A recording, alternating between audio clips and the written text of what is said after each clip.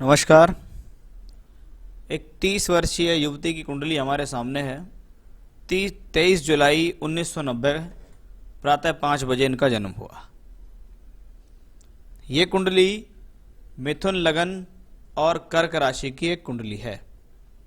कुंडली में पहले हम ग्रहों के बारे में बात करेंगे, कौन सा ग्रह कहाँ बैठा हुआ है, वर्ग कुंडलियों में उसकी क्या स्थितियां हैं, क्या दशा चल रही है और आपके सवालों के क्या जवाब हैं। मिथुन लगन एक वायु तत्व राशि का लगन है, बुध का लगन है। बुध मतलब बुद्धिमता, वायु तत्व यानी आपकी बुद्धि के अंदर वायु तत्व का समावेश है। आपके विचार चलते रहते हैं। ऐसे लोगों को बैठे बिठाए विचार आते रहते हैं, बैठे बिठाए योजना बनाते रहते हैं। मतलब उनका जो दिमाग है वो किसी न किसी कार्य को लेकर चलता ही रहता है, स्थिरता नहीं रहती है। कुछ न कुछ दिमाग के अंदर योजनाएं चलती रहती हैं कि ये करना है, वो करना है, सब कुछ योजनाएं। कह सकते हैं ऐसे लोग दार्शनिक किस्म के होते हैं, दूर की सोच रखने वाले होते हैं। लग्न में शुक्र विराजमान है। शुक्र सौंदर्य का प्रतीक है, व्यक्ति के भीतर अट्रैक्शन देता है, व्यक्ति को सौंदर्य पसंद बनाता है, सुख सुविधाएं दिलाता है। जीवन में सुख सुविधाओं के प्रति आकर्षण देने वाला ये योग कॉम्बिनेशन है। पंचमेश है शुक्र, वो लग्न में बैठा है। ये आयु के लिए, स्वास्थ्य के लिए, सामाजिक स्थितियों के लिए, सम्मान के लिए अच्छा कहलाता है। पंचमेश का लगन में होना व्यक्ति को बुद्धिमान बनाता है। व्यक्ति को जीवन में अगर वो किसी कार्य में फंस जाता है या किसी परेशानी में आ जाता है तो उसके पूर्व जन्म के कर्मों के कारण उसको बचाव भी उसका मिल जाता है, ऐसा कि हम कह सकते हैं। पंचमेश लगन में हो व्यक्ति को संतान की अवश्य प्राप्ति होती है, संतान का सुख अवश्य मिलता है। सप्तम भाव में शनि बैठे हुए हैं। शनि बृहस्पति की राशि में है, शनि वक्री है और शनि अष्टमेश है। ये स्थिति वैवाहिक जीवन के हिसाब से देरी भी करा सकती है। कभी कभी अपने से बहुत ज़्यादा बड़ी उम्र के व्यक्ति विशेष से विवाह करा सकती है, या ये कह सकते हैं कि कभी कभी ये स्थितियाँ कुछ सामाजिक तौर से हटके भी शादी कराती हैं। क्योंकि अधिकतर अष्टमेश हो, शनि हो, वक्री हो तो व्यक्ति इस प्रकार की स्थितियाँ अपने जीवन में रखता है। शनि भाग्येश भी हैं, भाग्य स्थान का मालिक भाग्य स्थान को देख रहा है, लेकिन वो शनि है। यानी भाग्य बनाने के लिए जीवन में कठिन प्रयास होंगे, लेकिन शनि की ये पोजीशन अच्छी है। मिथुन लगन के लिए शनि खराब ग्रह नहीं होता। साथ ही साथ शनि वर्गोत्तम भी है। नवांश में भी शनि धनु राशि में सप्तम भाव में ही विराजमान है और यहाँ पंचमेश शुक्र इसके साथ है। यहाँ पंचमेश शुक्र इसको देख रहा है।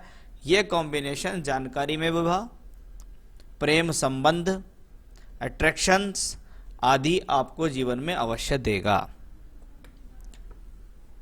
चलिए बात करते हैं मंगल की। 11th लॉर्ड इन 11th हाउस। कोई भी ग्रह जब अपने घर में बैठा हो या अपने घर को देखता हो तो वो उसे मजबूत बनाता है। हम अपने घर के अंदर हैं, अपने घर को देख रहे हैं तो उसकी रक्षा करेंगे। ऐसा ही ग्रह है, ग्रह सब एकादशेश होकर एकादश में बैठा है, इसका मतलब है सोर्स ऑफ इनकम देने वाला प्लैनेट। ये आपको उत्साह देगा, योजनाएं देगा, आपको उकसाएगा कि आपको खाली नहीं बैठना है, आपको जीवन में कुछ कार्य करना है। ये है मंगल। लेकिन मंगल जब मेष राशि का हो और देखे कुंडली के सेकंड हाउस को, व्यक्ति को अपनी वे ऑफ टॉकिंग पे ध्यान देना चाहिए। ऐसे लोग थोड़ा ज़्यादा स्पष्ट वक्ता हो जाते हैं। अपनी वाणी की वजह से उनका अपने पति या घर परिवार वालों से तालमेल बिगड़ जाता है, क्योंकि आपका मंगल नवांश में भी सेकंड हाउस में नीच का है।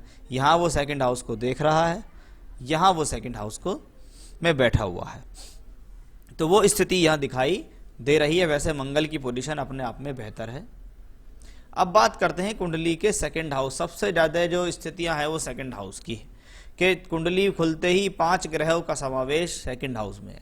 जब 5 ग्रह सेकंड हाउस में हो तो कुंडली का जो कहते हैं अष्टक वर्ग पद्धति ये कहती है जिस भाव में सबसे ज़्यादा ग्रह बैठे हों उससे 11वां स्थान मजबूत हो जाता है। अब आपकी कुंडली में अगर हम देखें तो 12वें घर में सबसे ज़्यादा नंबर हैं। मैं आपको दिखा भी देता हूँ, ये देखिएगा यहाँ 40 नंबर है यार। पूरे के पूरे चार्ट के अंदर कहीं भी आपको 40 नंबर, सबसे ज़्यादा नंबर 40 नंबर। अब जब 12वां घर इतना ज़्यादा एक्टिवेट हो रहा हो कि 40 नंबर ले रहा हो तो 12वां घर यात्राएं, दूर स्थान की यात्राएं, दूर लोगों से जुड़ना, लेकिन 12वां घर खर्च के लिए भी होता है। जीवन में धन की स्थिरता के लिए सोचिएगा, धन की स्थिरता के लिए प्रयास कीजिएगा, धन को जोड़ने पर ज़्यादा ध्यान दीजिएगा। खर्च ऐसे लोगों के बहुत होंगे, पैसा आएगा जीवन में लेकिन खर्च भी बहुत स्पीड से हो जाएगा, तो उसका आपको यहाँ विशेष ध्यान देना होगा।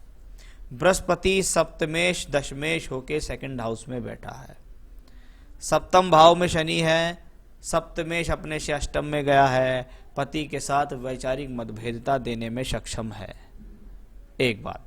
दूसरा, सेकंड हाउस में बृहस्पति है, सेकंड लॉर्ड चंद्रमा के साथ है, वाणी से जुड़े हुए कार्य, बोलचाल से जुड़े हुए कार्य, खाने पीने से जुड़े हुए कार्य अगर व्यक्ति जीवन में करता है, या उनसे जुड़ी हुई नौकरियां, या उनसे जुड़ा हुआ कोई काम, तो ये सब उसके लिए बहुत बेहतर रहेगा, क्योंकि प्रोफेशनली आपका जो बृहस्पति है वो देखिए यहाँ भी सेकंड हाउस में ही बैठा है, दशमांश में भी सेकंड हाउस में। अब बृहस्पति से संबंधित कार्य बार बार निकल के आते हैं, फूड आइटम्स से संबंधित काम, खाने पीने से संबंधित कोई सर्विस देना, रेस्टोरेंट आदि, खाने पीने से संबंधित चीज़ें बेचना, चाहे वो बेकरी से संबंधित सामान हो, ग्रोसरी हो, पंसारी हो, ऐसा काम, बोलचाल से संबंधित कार्य, लोगों को सलाह देना, फाइनेंस से जुड़े हुए कार्य हैं, लोगों को फाइनेंस करा के देना, ये सब काम आपके जीवन में अच्छे रहेंगे। एजुकेशन से जुड़े हुए कार्य आप अपने जीवन में कर सकते हैं, तो ये भी बहुत अच्छा है। और बृहस्पति का संबंध सभी बार देखिएगा मंगल से तो बन ही रहा है, 6th हाउस से भी बनता है। तो आपने नीचे पूछा मेडिकल फील्ड उचित है या नहीं, तो जो बिजनेस उचित है वो सब मैंने आपको बता दिया, आप मेडिकल में भी काम कर सकते हैं, क्योंकि बृहस्पति हीलिंग का कारक होता है। ऐसे लोग अगर किसी को दवाई देना शुरू कर दें या अपनी दवाई बेचना शुरू कर दें तो उसको आराम से हील करके दवाई दे सकता है। सूर्य केतु के साथ है इस कुंडली में और निकट है बहुत, तृतीयेश होके, तीसरा घर का स्वामी को अच्छा नहीं होता जब वो सेकंड हाउस में हो। आपको अपनी वे ऑफ टॉकिंग सुधारनी चाहिए।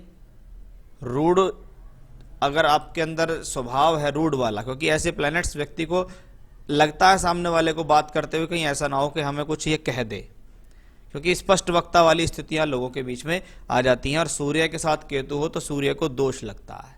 ये दोष, ये सूर्य केतु का कॉम्बिनेशन आपके धन के भाव में बना हुआ है, यानी धन के ऊपर ग्रहण लगा सकता है, तो आपको उनका भी ध्यान देना होगा। अब साथ में चंद्रमा भी हैं, सूर्य के साथ चंद्रमा हो और राहु केतु एक्सेस हो, तो ऐसे लोगों का जो जन्म है वो ग्रहण के आसपास का जन्म माना जाता है। चंद्रमा इनका मजबूत नहीं होता। जब चंद्रमा मजबूत नहीं होता है और सेकंड हाउस की बात हो, एग्रेशन दे सकता है, आपको कंट्रोल से बाहर कर सकता है, कभी भी आपके अंदर जल्दबाजी दे सकता है, आपको परेशान कर सकता है, जिद दे सकता है। तो उन चीज़ों पर आपको बहुत ज़्यादा काबू यहाँ पाना होगा। अब बात करते हैं बुध की, के बुध कुंडली में लग्नेश चतुर्थेश के सेकंड हाउस में, लग्न Lord in second house, second Lord चंद्रमा भी वहीं, दशमेश भी वहीं, तो लग्नेश का दूसरे घर में जाना व्यक्ति को कुटुंबवादी बनाता है।